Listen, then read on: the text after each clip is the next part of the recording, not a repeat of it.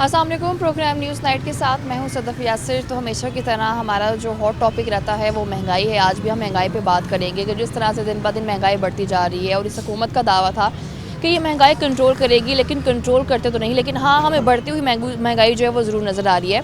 और अगर आज हम स्पेसिफिक बात करें, ख़ास तौर पर जो कुकिंग ऑयल है उसका रेट दिन ब दिन जो है वो बढ़ जाता है। अगर हम इस एक वीक की बात करें, इस एक वीक के अंदर जो तेल की कीमत है वो 30 से 50 रुपये बढ़ी है, जिस पर हुकूमत को डेफिनेटली तवज्जो तो देनी चाहिए। लेकिन हुकूमत बिल्कुल भी किसी चीज़ को कंट्रोल नहीं कर पा रही है। तो कुछ लोग मेरे साथ मौजूद हैं, मैं उनसे इस बढ़ती हुई महंगाई पर बात करूंगी। तो आप मुझे बताएं, जिस तरह से कुकिंग ऑयल का जो रेट है वो बढ़ता जा रहा है, हर घर की ज़रूरत है, खाना ऑयल के बगैर बन नहीं सकता। तो क्या लगता है कि हुकूमत हर चीज़ को क्यों इतना महंगा करती जा रही है? बिस्मिल्लाहिर्रहमानिर्रहीम। देखिए जी कि हर चीज़ हुकूमत जो चाहे कर सकती है, ठीक है ना। ਅਸੀਂ अगर कहे ना कि दुकानदार महंगी कर रहा, फैक्ट्री वाला महंगी कर रहा चीज़, ये गलत चीज़ां हैगियां। देखो ना, हर रोज़ नवा टैक्स लगता पिया। 17% ਜਿਹੜਾ ਹੁਣ टैक्स लाया, वो की गल, महंगाई नहीं होनी? और होनी है, लाजमी महंगाई होएगी। जो जिस तरह टैक्स ਵਧਾਈ जाओगे महंगाई बढ़ती जाएगी। सारा हुकूमत का कसूर है, नाहल हुकूमत है पाकिस्तान की। और मेरी होश दे विच एडी गंदी हुकूमत नहीं आई अज तक। जो इन्होंने जो हाल किया ना महंगाई का, असी बड़ी बड़ी हुकूमतां देखियां। असी जुल्फकार अली भट्टो का दौर देखा, जो तरीक चली आ, हर शय चली, उदों भी इन्नी महंगाई नहीं हुई जिन्नी इस दौर दे विच हुई महंगाई। क्या समझते हैं, इस हुकूमत से ऐसी कौन सी चीज़ है जो कंट्रोल नहीं हो पा रही, या क्या चीज़ वो मैनेज नहीं कर पा रही? हुकूमत इस काबिल ही नहीं, उन्होंने पता ही नहीं गा कि साड़ी आवाम की खाती है और किन्ना सानू कणक चाहिए है, किन्नी सानू चीनी चाहिए एक साल च, किन्नी सानू गैस चाहिए। उन्होंने पता ही नहीं उन्होंने किसी चीज़ का। वो सिर्फ टीवी ते आउंदे कि वो चोर है जी, वो चोर है। महंगाई हुई जी, वो चोर जी, इस तरह होया जी, वो चोर जी। मकसद है कि तुसी 3 साल 4 साल जी की कीता? वो चोर सी, वो सब कुछ लुट के खा गए। तुसी की कीता? तुसी अपनी तो दसो ना कि असीं यह कीता। ये ना कहो कि वो चोर आ। जो इंसान किसी ते बुराई करेगा ना, समझ लो कि वो सब तो बड़ा नाहल बंदा है। तो आप मुझे बताएं कि जिस तरह से महंगाई बढ़ रही है, आपको लगता है कि कहीं ना कहीं कोई टाइम हमें ऐसा भी देखने को मिलेगा जब हम कहें हाँ जी, हुकूमत को थोड़ा आवाम का ख्याल आया है और जो चीज़ें हैं वो कंट्रोल में आई हैं? जितने भी जो मज़दूर हैं उनकी तनख्वाहें नहीं बढ़ी, जितने मुलाजम हैं उनकी तनख्वाहें नहीं बढ़ी, लेकिन ये महंगाई बढ़ती जा रही है। दिन ब दिन जो रोज़ के रोज़ बढ़ती है, घटती नहीं है। तो क्या समझते हैं, हुकूमत नोटिस नहीं कर रही इन चीज़ों को कि जो आवाम है वो परेशान है? आवाम तो परेशान वैसे ही हो गया महंगाई देख के। तो उनका जो वज़ीर है वो कोई भी नोटिस ही नहीं ले रहा है, कोई देख ही नहीं रहा भी क्या बन रहा है मुल्क में, क्या हो रहा है क्या नहीं हो रहा है। वो नहीं, इस तरफ आ नहीं रहा है। शाम को आपको क्या लगता है कि अगर हम स्पेसिफिक ऑयल की जैसे बात करें, कुकिंग ऑयल जो है उसका रेट इतना ज़्यादा बढ़ जाना, क्या गरीब आदमी कुकिंग ऑयल सस्ते से सस्ता भी सोचे तो 400 से कम उसको नहीं मिलेगा? नहीं मिलेगा। सस्ता ज़्यादा हो रहा है। अभी थोड़े दिन उन्हें क्या और रेट बढ़ रहे हैं, अभी रेट कम नहीं हो रहा है। ये हुकूमत की नाअहली है, ये हुकूमत कोई भी काम नहीं कर रही। निकम्मी हुकूमत है, इसको जाना चाहिए। तो आप मुझे बताएं, आपको भी ये लगता है कि इस हुकूमत को चले जाना चाहिए? बिल्कुल जी। बिस्मिल्लाहिर्रहमानिर्रहीम। बात यह है कि 100 बातों की एक बात कि जब से खान साहब ने हलफ उठाया ना, पाकिस्तान पे वैसे मनहूस तरीन वक़्त शुरू हुआ है। बस कौम से अपील है कि कौम को तौबा इस्तग़फ़ार करे और इनसे छुटकारा हमें हासिल हो। छुटकारे के बाद आपको लगता है कि चीज़ें बेहतर हो जाएंगी? इंशाल्लाह, क्योंकि इनकी कारकर्दगी जो 3-4 साल की है वो सामने आ चुकी है।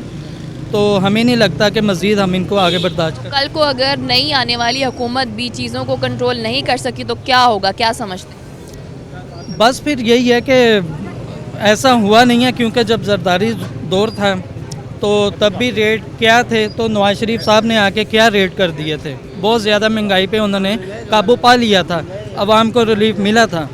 मगर अब तो बहुत ज़्यादा हद से तजावज़ कर चुके हैं मामला। आप इस बढ़ती हुई जिस तरह से देखें कि हर चीज़, आटा हो, चीनी हो, घी हो, हर चीज़ महंगी हो रही, क्या समझते हैं, इस महंगाई पर क्या कहें? है अल्लाह उसका जानता है, हमें इसमें क्या मसला है पता नहीं। बहुत महंगाई हो गया, गरीब आदमी तो जीना हराम हो गया बिल्कुल। मजदूरकार बंदा का तो खाना भी नहीं मिलता है। मजदूरी करते हैं आप? मजदूरी करते हैं, कितना कमा लेते हैं? कोई भी नहीं है, बस 1000 रुपये कमाता है वो फिर 800-900 रुपये जाता है, 1 रुपये भी बचत नहीं होता है। 1000 में से तो 400-500 का तो सिर्फ तेल आ जाता होगा। कोई भी नहीं होता है, बस यही है, बीमारी हो जाता है घर में, उस और मसाइल मसला होता है। कोई 1000 रुपये के बीमारी के बाद फिर दवाइयाँ लेना भी मुश्किल होता होगा। पर बहुत मुश्किल है। अल्लाह इसको बस देख लेगा, हमें इसमें कोई अल्लाह पाक के साथ देख लेगा। को लगता है कि इस हुकूमत को चले जाना चाहिए? हाँ बिल्कुल चले जाने चाहिए। हुकूमत ख़त्म हो गई, दूसरी हुकूमत आएगा तो वो कोई गरीब पर रहम कर लेगा ना। कोई भी आए, कोई गरीब पर, ये सब लुटेरा है, खाने वाला लोग आता है।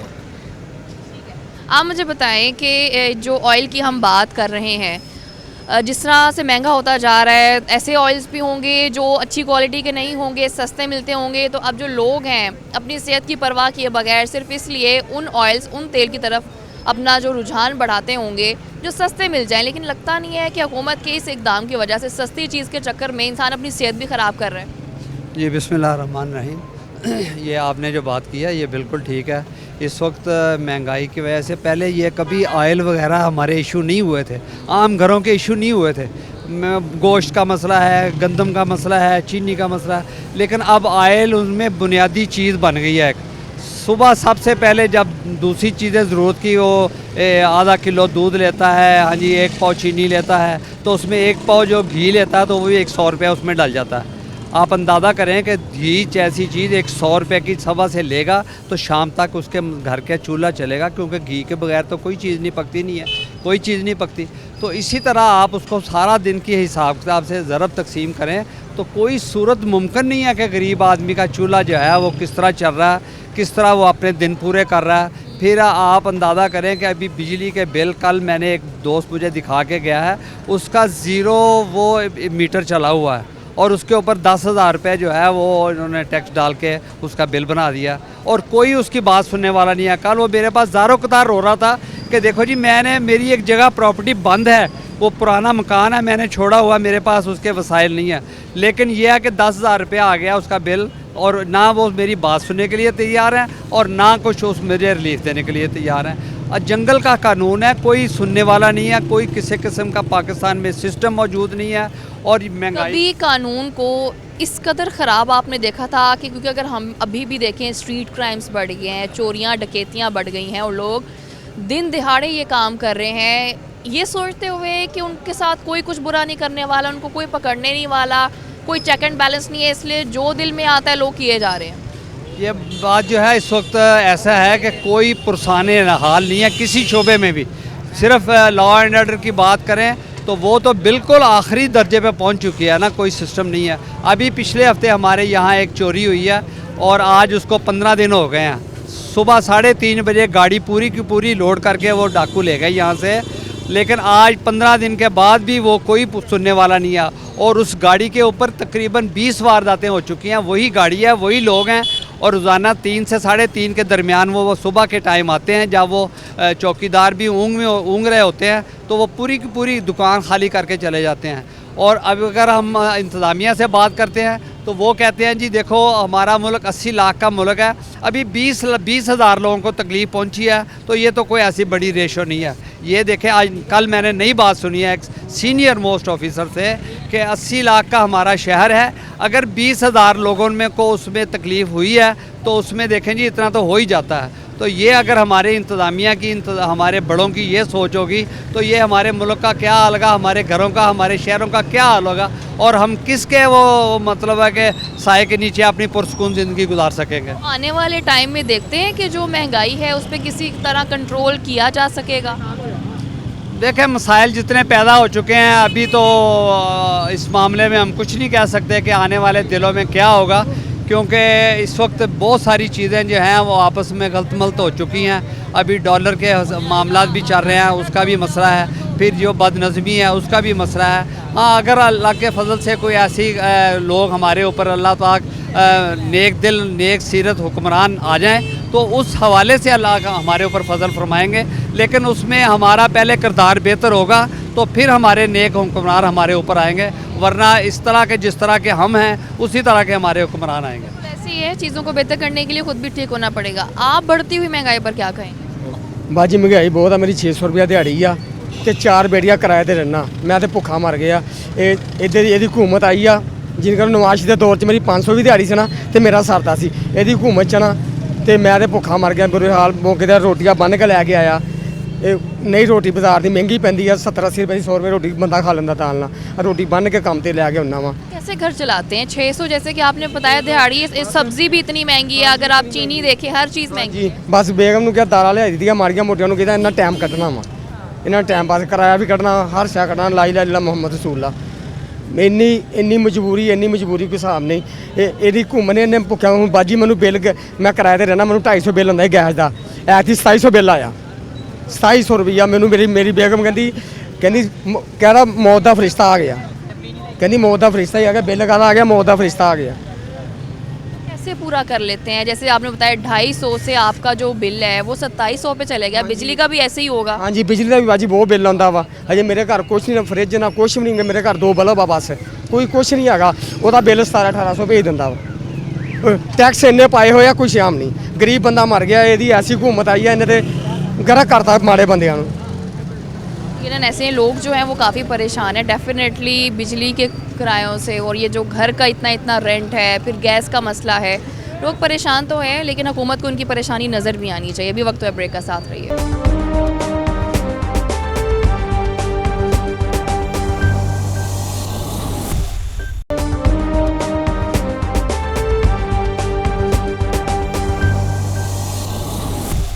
Welcome back. तो अभी मेरे साथ कुछ ताजर मौजूद है, मैं उनसे बात करूंगी बढ़ती हुई महंगाई के हवाले से। तो आप मुझे बताएं, अगर हम स्पेसिफिक महंगाई की बात करें उसमें बहुत सारी चीज़ें आ जाती हैं। जैसे अगर हम कुकिंग ऑयल की बात करें, हर घर की ज़रूरत है, खाना ऑयल के बिना नहीं बनेगा। जैसे हम कह सकते हैं आटा बेसिक ज़रूरत है, ऑयल भी कह सकते हैं कि बेसिक ज़रूरत है।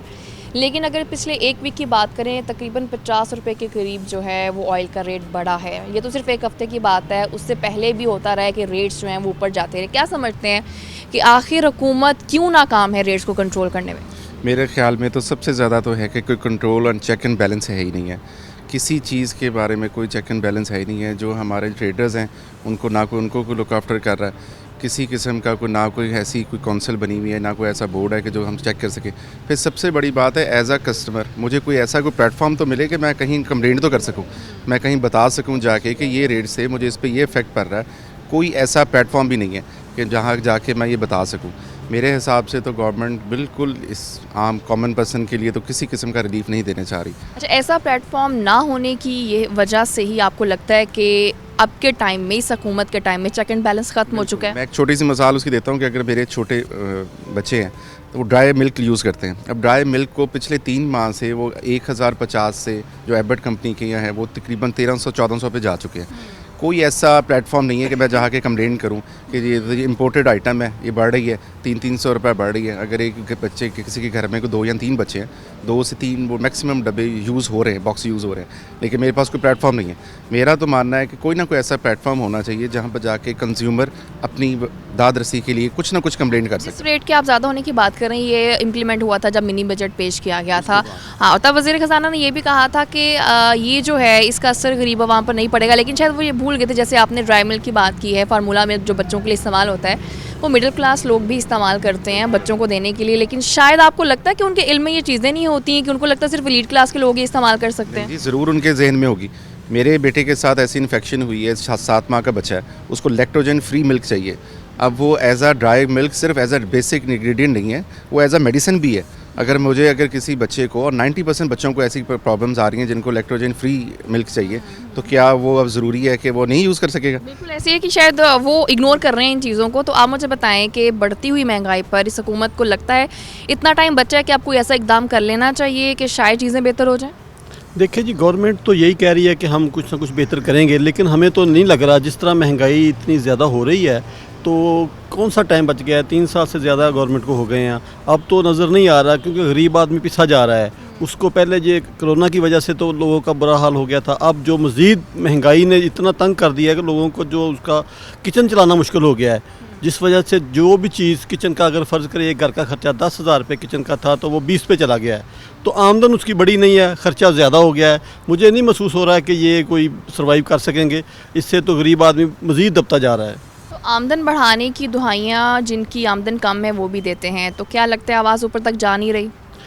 आवाज़ तो जा रही है जी। देखें मीडिया के ज़रिए हम लोग जो अब जो भी सारा आखिर यही लोग जो MNA MP हजरात हैं, जो हमारे हुकूमत है, उन्हें पता चलता है। और मुझे समझ नहीं आ रही कि वो क्यों नहीं किसी गरीब आदमी की बात सुन रहे।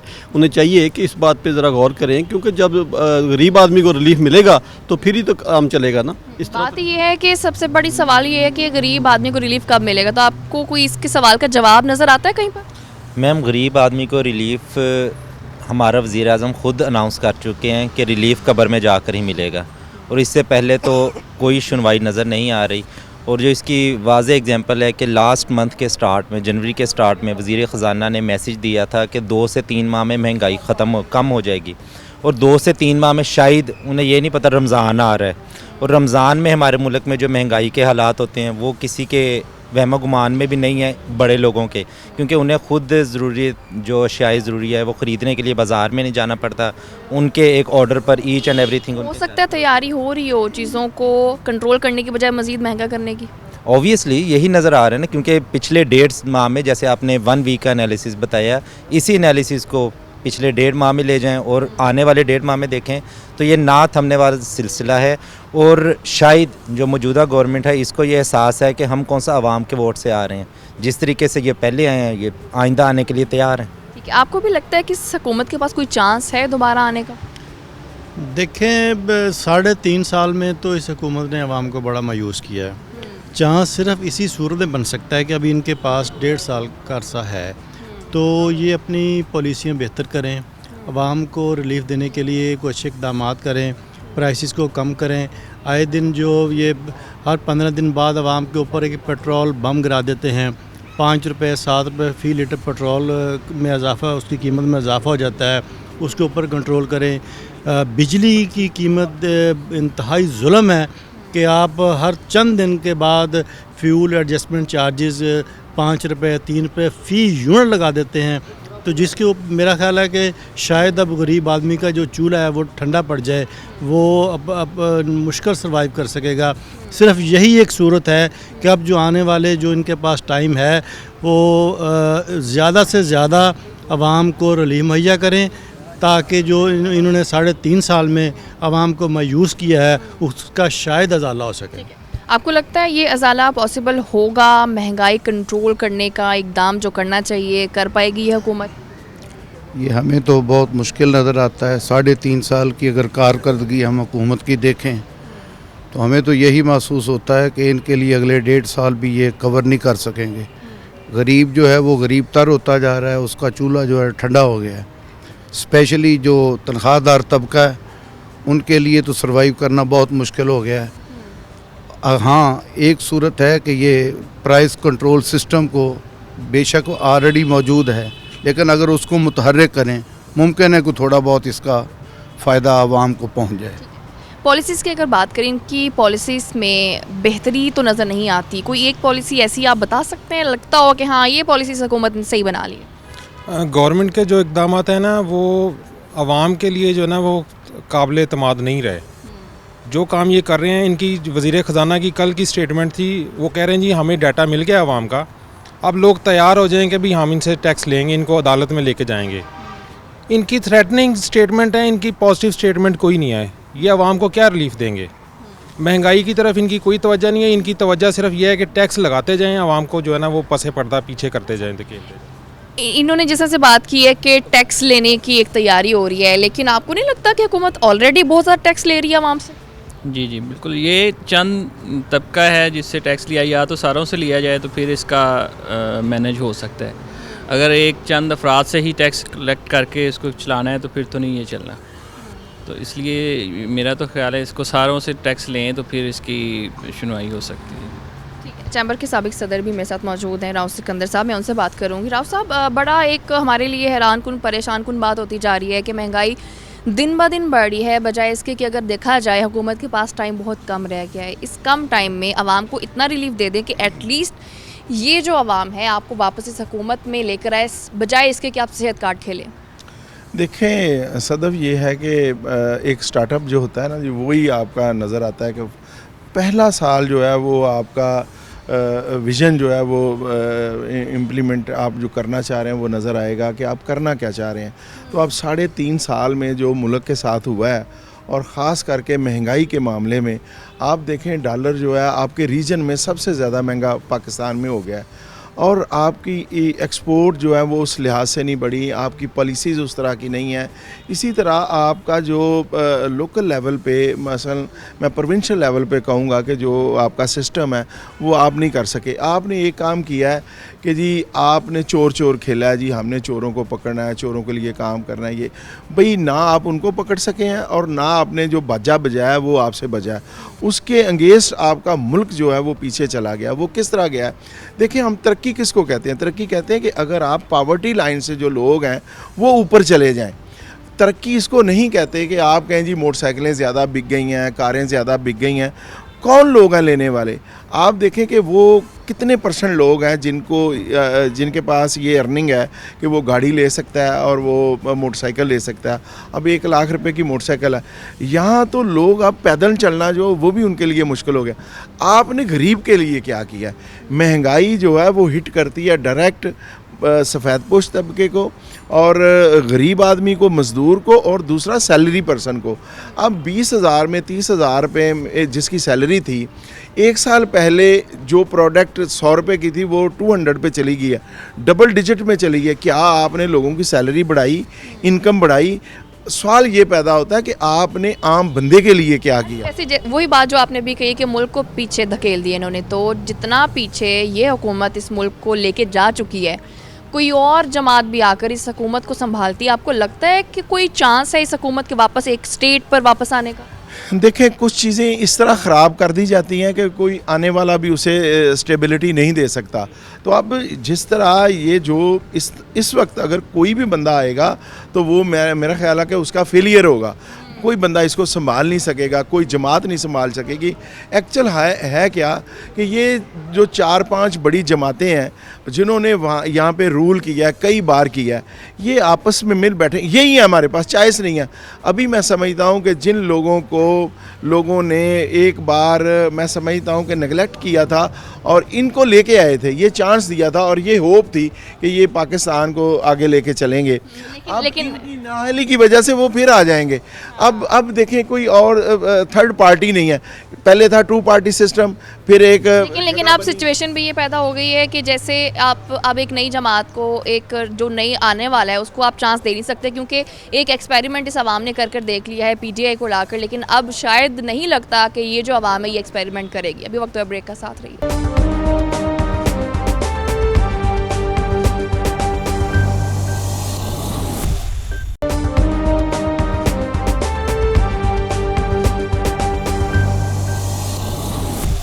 Welcome back. तो बात हो रही है महंगाई पर, तो कुछ और लोग मेरे साथ मौजूद हैं, मैं उन्हीं से बात करूंगी। तो आप मुझे बताएं, जिस तरह से हर चीज़ के जो रेट है दिन ब दिन बढ़ जाते हैं, अगर हम स्पेसिफिक कुकिंग ऑयल की बात करें जो हर घर की ज़रूरत है, उसका रेट भी दिन ब दिन बढ़ता ही जा रहा है। तो क्या लगता है कि आखिर महंगाई को कंट्रोल करने के बजाय हुकूमत रेट दिन ब दिन डबल क्यों करती जा रही है? अगर महंगाई इधर 5 रुपए की या 10 रुपए की होती है ना, तो दुकानदार 20 रुपए की करते हैं। हुकूमत का कोई कंट्रोल नहीं है, ना कोई निज़ाम है, ना कोई रेट है। यहाँ पे हर आदमी चोर बाजारी के चक्कर में पड़ा हुआ है, ना हुकूमत के पास कोई आगे कोई मामला है को इस चीज़ को कंट्रोल करना चाहिए। कोई निज़ाम ही नहीं है इनके पास। हुकूमत का निज़ाम क्यों नहीं है? हुकूमत अभी तक कोई निज़ाम क्यों नहीं बना सकी? इसके पीछे क्या वजह समझते हैं? हुकूमत के पास कोई इसका बस ही नहीं चल सका। जो इमरान खान है वो सिर्फ बातें ही करता है, इंटरव्यू में कुछ कहता है, जिस चीज़ पे नोटिस लेता है वो उस दिन अगले दिन डबल हो जाती है। जो माफिया जो खुद ही माफिया वगैरह ही हैं, सारे एक दूसरे के साथ रले हुए हैं। आज कुछ कल कुछ, जिस चीज़ का नोटिस लिया है वो डबल हो गई है। आज तक तो अभी तक तो कुछ कोई 3-4 साल हो गए हैं, अभी तक तो कुछ भी नहीं हुआ, सिर्फ बातें की हैं। कोई निज़ाम नहीं है, कोई पूछने वाला नहीं है। जिस जगह भी चल जाओ डबल ट्रिपल ही निज़ाम ख़राब हुआ है सारा। तो आप मुझे बताएं कि निज़ाम में इतनी ख़राबी किस वजह से देखते हैं? वो इसलिए से देखते हैं, ये जो इकट्ठा हुआ है ना, जिसको मांगने वाला टोला कहते हैं, ये वो इकट्ठा हुआ है। इनको सबको अपनी अपनी पड़ी हुई है। ये किसी आवाम का कैसे भला कर सकते हैं? ये तो अपना भला करें, वो बेहतर है इनके लिए, वो कर रहे हैं। ये जो भी चीज़ है, जिस चीज़ का ये एक्शन लेते हैं वो दुगनी तिगनी आगे से आगे बढ़ जाती है। गरीब आदमी की पहुंच से दूर है, इनके लिए तो कोई प्रॉब्लम नहीं। पॉलिसीज़ में ख़राबी समझते हैं? बिल्कुल पॉलिसी में ख़राबी है। और ये एक दफ़ा ये बिजली बढ़ाते हैं, दूसरी दफ़ा ये पेट्रोल बढ़ा देते हैं, तो ज़ाहरी बात है उससे फिर सारी चीज़ जो आप ही आप जाती है। जितनी महंगाई हो गई है उतने में अब घर चलाना आप आसान समझते हैं? बहुत मुश्किल है, बहुत मुश्किल है, नामुमकिन है। जितना ये चल रहा है सिलसिला, जो पहले एक गरीब आदमी का 10-15 हज़ार से चूल्हा चलता था, अभी वो 25-30 हज़ार से चल रहा है, तो कैसे ये चलेगा वक्त? बढ़ती हुई महंगाई पर क्या कहेंगे? अस्सलाम वालेकुम। बिस्मिल्लाह। बेटा पेंशन साड़ी AOB वाला महकमा है, साड़ी पेंशन 8,500 नवाज अपने इमरान साहब ने की, वादा किया हर साल 2,000 ਵਧਾਇਆ ਕਰਾਂਗੇ। सारे बुढ़े बंदे हैं, ਅਸੀਂ ਉਹਨਾਂ ਵਾਸਤੇ ਦੁਆ ਕਰਦੇ ਹਾਂ, ਮੁਲਕ ਵਾਸਤੇ ਦੁਆ ਕਰਦੇ ਹਾਂ, ਅੱਲਾਹ ਪਾਕ ਇਸ ਮੁਲਕ ਤੇ ਰਹਿਮਤ ਕਰੇ ਸਭ ਤੇ ਸਭ। ਸਾਡੀ पेंशन ਮਿਹਰਬਾਨੀ ਕੇ ਵਧਾਇਆ ਜੇ, ਸਾਡੀ पेंशन सुनने वाला साडा कोई नहीं, रब की ज़ात तो सब। पेंशन के अलावा अगर बात करें, जो आप समझते हैं कि इतने कम पैसों में जिस कदर महंगाई, अगर हम आटे चीनी दालें सब की बात करें, घर चलाना बहुत ज़्यादा है, मगर साडा आसरा पेंशन का 8,500 रुपये ने की बनता है। वादा किया ਸੀਗਾ ਜ਼ੁਲਫੀ ਬੁਖਾਰੀ ਸਾਹਿਬ ਨੇ ਵੀ ਅਸੀਂ ਹਰ ਸਾਲ पेंशन थोड़ी ਵਧਾਇਆ ਕਰਾਂਗੇ, AOB ਵਾਲੇ ਬੁੱਢਿਆਂ ਬੰਦਿਆਂ ਦੀ, ਪ੍ਰਾਈਵੇਟ ਅਦਾਰਿਆਂ ਦੀ। ਉਹਨਾਂ ਨੇ ਹੁਣ 2 ਸਾਲ ਹੋ ਗਏ ਨਾਂ ਲਿਆ, ਤੇ ਅਸੀਂ ਮਹਿੰਗਾਈ ਦੇ ਨਾਲ ਸਾਡਾ ਦਵਾਈ ਵੀ ਨਹੀਂ ਹੁੰਦੀ, ਹਰ ਸਾਲ ਘਰ ਦੇ ਵਿੱਚ 8-10-12 ਹਜ਼ਾਰ ਦੀ ਦਵਾਈ ਹੈ, ਮੈਡੀਸਨ ਬਹੁਤ ਮਹਿੰਗੀ ਹੈ। ਸਾਡੀ ਇਹੀ ਉਹਨਾਂ ਦੇ ਵਜੇ ਰਿਕਵੈਸਟ ਆ, ਅੱਲਾ ਉਹਨਾਂ ਦਾ ਭਲਾ करे, रहमत करे सब ते आमीन, साड़ी बुढ़िया बंदा दी पेंशन ਵਧਾਈ ਜਾਵੇ। उम्मीद करते हैं कि आपकी ये जो आप लोगों ने फरियाद डाली है वो सुन ली जाए, पेंशन का जो मसला हल हो। तो इलाके के साबिक चेयरमैन भी रह चुके हैं आतिफ हसाना साहब, आपसे बात करूँगी। महंगाई पे बात कर रहे हैं और महंगाई का टॉपिक हमारा हर दूसरे दिन इसलिए आ जाता है क्योंकि हमारी कोशिश तो यही है बार बार प्रोग्राम करने की कि ये हुकूमत जो है वो महंगाई कंट्रोल करे, लेकिन कंट्रोल हो नहीं रही। क्या समझते हैं कि हुकूमत कंट्रोल करना नहीं चाह रही या कोई और वजह? जी थैंक यू जी मैडम, ये आप बार बार जो आपने बात आने की है, ये आपकी फैसलाबाद की आवाम से मोहब्बत है, क्योंकि हमारा सियासी वर्करों का और मीडिया का चोली दामन का साथ है, इसलिए हम मिलकर जो हमारे मामलात हैं, मसाइल हैं, उनको डिस्कस करते हैं। आपने बात महंगाई की है मैडम, देखें जिस दिन से ये नियाज़ी की हुकूमत आई है, पाकिस्तान पस्ती की तरफ चला गया है। आप देखें महंगाई की, जो तेल पर आपने बात की है, जिस दिन मियाँ मोहम्मद नवाज शरीफ की गवर्नमेंट थी, आपने देखा कि एक आदमी घर से 500 रुपया लेकर जाता था, तो वो 500 में 4 किलो चीनी और 2 किलो जो घी ले आता था। आज ये हालात हैं, वो 500 रुपया घर से लेकर जाता है, उसको 1 किलो घी और 1 किलो चीनी भी नहीं मिल रही। लिहाजा ये पाकिस्तान इस वक्त अंधेरों में डूब चुका है। महंगाई का ये आलम है कि आप वो पेट्रोल हो, वो चीनी हो, वो आटा हो, जो खाने पीने की अशिया हो, वो आसमान से बातें कर रही हैं। इसमें सबसे ज़्यादा जो इनकी गुड गवर्नेंस है उसका पोल खुल चुका है। इसने कहा था कि मैंने और मेरी टीम ने तैयारी कर ली है, तैयारी ये देख लें कि जिस चीज़ को इसने हाथ लगाया वो आवाम की पहुंच से दूर हो गई है। पहले आवाम 2 वक्त की रोटी आसानी से खाती थी और सूखा सांस ले रही थी। मियाँ मोहम्मद नवाज शरीफ के दौर में आपने देखा कि पाकिस्तान के अंदर अंधेरे छट चुके थे, महंगाई जो ज़ीरो हो चुकी थी, क्योंकि उसमें एक वजह थी। पंजाब के अंदर जो मियाँ मोहम्मद शहबाज शरीफ साहब वज़ीर आला थे, उनकी आवाम के साथ साथ उनकी अपने महकमों पर गिरफ्त थी। वो जिस महकमे को जांचते थे, जिस महकमे को परखते थे, वहाँ के जो अफसरान हैं वो उनकी बात सुनते थे और उनके अहकामात को मानते थे। लेकिन मैडम जो मौजूदा जो हुक्मरान हैं, इनकी तो ना कोई हुक्मरान सुन रहा है, यानी कि ना ब्यूरोक्रेसी सुन रही है, ना कोई महकमा सुन रहा है, सब बेमहार हो चुके हैं, सब अपना अपना राग ला रहे हैं। आप भी यही समझते हैं कि जैसे आज बहुत सारे लोगों का ये मानना है कि हुकूमत के टाइम में चेक एंड बैलेंस नाम की चीज़ ख़त्म हो चुकी है? मैडम जी बिल्कुल क्लियर बात यही है कि चेक एंड बैलेंस नाम की तो कोई चीज़ ही नहीं है। हम आप मैं जैसे बात कर रहा था कि कोई इनकी बात सुनने को तैयार नहीं है। AC हजरात, DC हजरात अपने कमरों में बैठे हैं और कमरों में बैठे अहकाम जारी कर रहे हैं। वज़ीर आला साहब को आवाम तक रसाई नहीं है। जब वो बाहर निकलें, देखें जैसे मियाँ शहबाज शरीफ कर रहा था, जहाँ को किसी को प्रॉब्लम को परेशानी जहाँ भी होती थी वहाँ पर पहुँचता था, तो उसको इसलिए खादमे आला भी कहते थे। अब इनकी महंगाई का आलम ये हो चुका है, कोई ज़िमनी इलेक्शन देख लें, बाई इलेक्शन जहाँ जहाँ भी हुए हैं, ख्वाह बल्दियाती हुए हैं, कौमी सभाई हुए हैं, वहाँ से इनको बुरी तरह शिकस्त हुई है। और इंशाल्लाह ताला आप देखें जो बल्दियाती इलेक्शन कहते हैं कि हम करवाने जा रहे हैं, अगर इन्होंने करवा लिए तो आप उनका देखना कि इनको आटे दाल का भाव मालूम हो जाएगा। अच्छा, अगर हम हुकूमती नुमाइंदों की बात करें, जैसे फैसलाबाद में पिछले दिनों वज़ीर आज़म भी होकर गए हैं और भी कई हुकूमती नुमाइंदे हैं, वज़ीर हैं जो फैसलाबाद से होकर जाते हैं, आपको लगता है वो जस्ट होकर चले जाते हैं अपना एक, उन्होंने अब क्योंकि इलेक्शन आने वाला है तो एक उनको लग रहा है कि दौरे करने भी ज़रूरी हैं, उन दौरों के दौरान लग रहा है कि मसाइल को भी समझने की कोशिश कर रहे हैं कि नहीं? देखें जी, पिछले दिनों उन्होंने फैसलाबाद जो अपना विज़िट किया है, उसमें सेहत कार्ड का उन्होंने इफ्ताह किया है। ये वो सेहत कार्ड है जो 2016 में मुजफ्फराबाद में मियां मोहम्मद नवाज ने जिसका इफ्ताह किया था, और उस वक्त उन्होंने जो डिज़र्व करते थे लोग, उन्हों को ये कार्ड जारी किया। अब ये कार्ड उन्होंने जारी किया, देखें इस कार्ड का रिज़ल्ट क्या निकलता है। जब इलेक्शन आ रहे हैं, इलेक्शन जब एंड पे आते हैं तो हर हुकूमत जाती है अवाम के पास, लेकिन मादर के साथ इनको पता चल जाएगा कि इलेक्शन में क्या हो रहा है, क्योंकि उन्होंने जो डिलीवर किया है वो काटना है।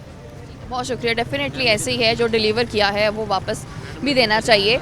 लेकिन एक्सपर्ट्स राय क्या है, एक्सपर्ट्स इस पर क्या कहते हैं कि आखिर इंपोर्ट हमें क्यों करना पड़ रहा है? अगर हम कुकिंग ऑयल की बात करें तो हम उन्हीं से जान लेते हैं। अभी मेरे साथ मौजूद हैं साइंटिस्ट तेलदार अजनास हाफिज साहब, मैं उनसे बात करूंगी। साथ साहब, तेल से मुतल्लिक आज हम ये प्रोग्राम कर रहे हैं कि आए रोज़ जो कुकिंग ऑयल होते हैं, खुर्दनी तेल होता है, उसके जो रेट्स हैं वो बढ़ जाते हैं। अगर इसे एक हफ़्ते की बात करें तो इसमें भी तकरीबन 30 से 50 रुपये का इजाफा हुआ है।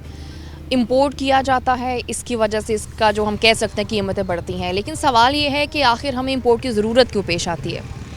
जी बिस्मिल्लाहिर्रहमानिर्रहीम। देखें, जिस तरह हमारी आबादी रोज़ ब रोज़ बढ़ती जा रही है, उसके साथ साथ हमारी जो तेल की ज़रूरत है वो बढ़ती जा रही है, और हमारी हैबिट जो है वो खुराक की, हम पहले जो सादा खुराक खाते थे, अब फास्ट फूड की तरफ हम जाते जा रहे हैं, और जो पर कैप्टा हमारी कंजम्पशन है वो 18 kg पर एनम तक पहुँच गई है 7 किलो से। तो ये ज़रूरत है जो बढ़ा रही है। इसके साथ साथ जो हमारी रोज़मर्रा की हम जो पोल्ट्री इंडस्ट्री से हम चिकन खा रहे हैं, दूध का इस्तेमाल है, फ़िश का इस्तेमाल है, उसमें भी हमारा जो इसका मील है, जो तेलदार अजनास है, वो उसमें जाता है, वो खाती हैं। उससे इस तरह हमें इंपोर्ट ज़्यादा करना पड़ता है, और इंटरनेशनल जो मार्केट है कोविड के बाद से उनका रेट जो डेली उसका इंक्रीज़ हो रही है, इजाफा हो रहा है, तो इसलिए हमें ये डेली जो है इसको इंपोर्ट बढ़ रही है, जिसकी वजह से और डॉलर की प्राइस की बढ़ने की वजह से भी रेट जो है हमारा बढ़ रहा है, और उसका अल्टीमेटली जो इफ़ेक्ट है वो हमारे कंज्यूमर पर आता है, और हमें रेट बढ़ाना, यहाँ पर मुल्क के अंदर जो तेल का जो रेट है वो बढ़ रहा है। तो कितने फ़ीसद हम इंपोर्ट करते हैं? तो इसमें हमारा तकरीबन जो 90% है वो इंपोर्ट है, 10% जो है हम लोकल जो अपनी प्रोडक्शन है उससे हम जो हासिल करते हैं तकरीबन। अच्छा, और अगर हम बात करें कि जो ऑयल हम पाकिस्तान में कह सकते हैं कि यहाँ से उसकी पैदावार होती है, वो कितना है? वो तकरीबन हम 10% है, तकरीबन 10% जो है हमारी लोकल, जिसमें हमारा कैनोला है, हमारी कॉटन है, सनफ्लावर जी की हमारी लोकल प्रोडक्शन है, उससे जो ऑयल हम हासिल करते हैं वो 10% है, जबकि 90% हमें पाम ऑयल की सूरत में, सोयाबीन सीड की सूरत में और कैनोला सीड की सूरत में जो हमें इंपोर्ट करना पड़ता है, और उसे हम कंजप्शन के अंदर लेके आते हैं। अच्छा, अगर अब हम देखें मार्केट में हमें बहुत सारे ऑयल, घी नज़र आते हैं, तो हम ये डिफ्रेंशिएट कैसे करेंगे, कैसे कैटेगरी बना सकते हैं कि ये ऑयल जो है ये सही है और ये जो सेहत के लिए अच्छा नहीं है? देखिए जी, दो तरह का हमें जो खाने का हमें एडिबल ऑयल और घी होते हैं। एक घी की फॉर्म में होता है जिसे हम बनास्पति घी कहते हैं, वो होता है। दूसरा ऑयल की फॉर्म में होता है। ऑयल के अंदर भी जो हमारे पास पैकेट्स मौजूद होते हैं मार्केट के अंदर अवेलेबल हैं, हम जब लेने जाते हैं उसमें कैनोला ऑयल लिखा होता है, सनफ्लावर ऑयल लिखा होता है, ऑलिव ऑयल भी अब अवेलेबल है, उसके साथ साथ कुकिंग ऑयल भी मौजूद होता है। घी से तो हमें कोशिश करनी चाहिए इज्तनाब करें, क्योंकि वो हाइड्रोजनेटेड होता है और सैचुरेटेड फैट्स उसमें ज़्यादा होती है, कोलेस्ट्रॉल होता है उसके अंदर। हमें ऑयल की तरफ आना चाहिए। ऑयल में अगर हम सिलेक्शन करें, पहली तो बात है कि अगर हम हेल्दीएस्ट ऑयल लेना चाहते हैं तो वही है कि हम अपनी प्रोड्यूस लेके उसका ऑयल निकलवाएं और उसे घरेलू तौर पे इस्तेमाल करके, वो सबसे बेस्ट है। अगर वो नहीं कर सकते तो फिर कोशिश करें कि प्योर जो कैनोला का ऑयल है मार्केट में अवेलेबल है, किसी भी अच्छी कंपनी का वो लिया जाए और उसे इस्तेमाल किया जाए। अच्छा, पाकिस्तान में ऑयल प्रोड्यूस करने की अगर बात करें तो इस पर आपका जो इदारा है वो क्या काम करे? इसमें देखिए जी, हमारा इदारे का पहला मैंडेट है कि अच्छी वैरायटीज़ और हाइब्रिड जो है वो बनाए जाएं। इसमें हम कैनोला के अंदर हमने बहुत अच्छी अक़साम मुतारिफ़ कराई हैं और उनकी यील्ड पोटेंशियल बहुत अच्छा है। जो इंटरनेशनल हम हाइब्रिड बाहर से मंगवाते थे उनसे उनकी पैदावार ज़्यादा है और फार्मर वो बड़ी खुशी से उसे लगा रहा है। अब फार्मर के पास उसका सीड हम प्री बेसिक सीड बना के प्राइवेट सीड कंपनीज़ को और जो हमारी पब्लिक सेक्टर की सीड कंपनी है पंजाब सीड कॉर्पोरेशन, इसको देते हैं। वो फार्मर को जो सीड 3000 का और 4000 का मिलता था, अब वो जो है 200 रुपये किलो, 300 रुपये किलो फार्मर को अवेलेबल है और एकड़ में 2 किलो सीड डलता है। इसी तरह हमने सनफ्लावर के हाइब्रिड मुल्क की सतह पे बना लिए हैं, जो बाहर से इस टाइम उसका रेट 7000 रुपये से लेकर 10,000 रुपये तक का 2 किलो का पैकेट है। आने वाले सालों में इंशाल्लाह वो बहुत सस्ते दामों पे फार्मर को अवेलेबल होगा और उसकी प्रोडक्शन भी जो है जो इंटरनेशनल हाइब्रिड है उनसे ज़्यादा है और वो गर्मी को बर्दाश्त करने की मुदाफ़ियत जो इंटरनेशनल हाइब्रिड है उनसे बेहतर रखते हैं। अच्छा, अगर प्रोडक्शन का काम, जैसे कि आपने कहा कि आप इस पर काम कर रहे हैं, वो यहीं पर स्टार्ट हो जाता है, तो क्या लगता है कि कितने फ़ीसद पैदावार यहीं से होगी और इंपोर्ट में कितने फ़ीसद कमी आएगी? जी बिल्कुल, इसमें पॉलिसी मैटर्स भी है। अब अच्छी वैरायटीज़ अच्छे हाइब्रिड्स अवेलेबल हैं। अब हमारी दूसरी तरफ इसके साथ जो कंपटीशन होता है वो वीट क्रॉप का है। वीट क्रॉप हमारी फूड सिक्योरिटी है, तो हमें वीट की जो पर एकड़ प्रोडक्शन है उसे इजाफा करना होगा, क्योंकि वो अगर हम देखा जाए तो 30 मन है, जबकि हमारी वैरायटीज़ जितनी भी अवेलेबल हैं उनके अंदर 50 से ज़्यादा पोटेंशियल है और हम 40 मन तक आसानी के साथ थोड़ी सी केयर करके उसे लेके आ सकते हैं।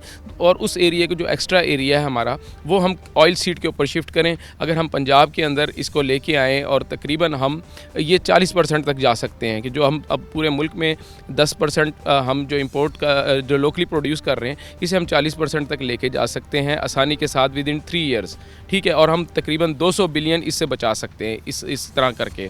और वो जो ऑयल हमें हासिल होगा वो भी क्वालिटी वाइज अच्छा होगा, जो हम इंटरनेशनल पाम ऑयल मंगा रहे हैं, और उसकी जो है कीमत भी सस्ती होगी, क्योंकि जो इंपोर्ट करते हैं उसमें हमें कॉस्ट बहुत ज़्यादा लगती है इंपोर्ट के ऊपर, और उसके अंदर बहुत सारे प्रोसेस है, फ्रेट है, बाहर से आना है, और ख़ास तौर पे जो कोविड का सिनारियो आया है इसमें अब बहुत सारे मसाइल आ रहे हैं कि इंडस्ट्री को बाहर से इंपोर्ट करना है, इंपोर्ट बंद हो जाती है और तो यहाँ पे शॉर्टेज हो जाती है, उसकी वजह से भी प्राइसेस इंक्रीज़ हो जाते हैं। ठीक है, बिल्कुल ऐसे बहुत शुक्रिया कि अगर यहीं पर प्रोडक्शन स्टार्ट हो जाती है तकरीबन 200 मिलियन के करीब जो है वो पैसे बच सकते हैं, और डेफिनेटली इंपोर्ट में फ़र्क आएगा, इंपोर्ट हमें कम करना पड़ेगा। अभी प्रोग्राम का वक्त हुआ ख़त्म, दोबारा मुलाकात होगी, अल्लाह हाफ़िज़।